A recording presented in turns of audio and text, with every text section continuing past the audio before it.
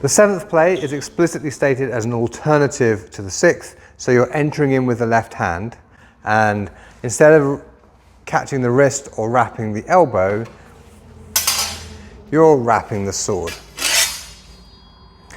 which seems a little strange. Yeah, until you've done it a few times, and then it feels really good. Because even if Jessica really pulls back on that sword, oh, yeah. Yeah, it's a rock solid grip. It's not a great disarm. I'm not taking the weapon away from her, but now I have complete control over this thing. So, from the crossing? Yes. I usually do this reaching over because it feels more secure.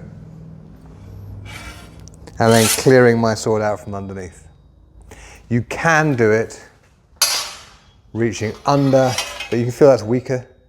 So if I was reaching under, I would go directly to the sword, and I don't like that so much.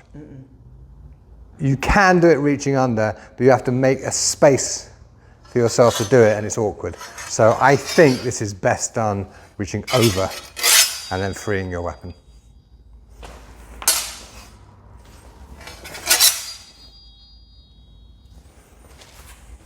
With a little bit of motion.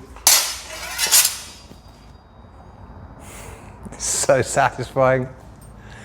Now, as a lefty, the only way you're going to get into a situation to do that is if she's covering from her left side, and from here you reach over and there. And it doesn't feel as good, it's harder to get your sword out, but it's still feasible.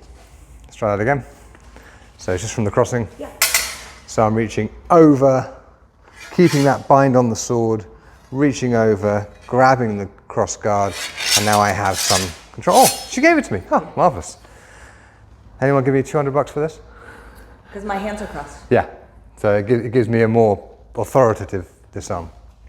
So pros and cons. I find it trickier to do cross-handed, but it can be done.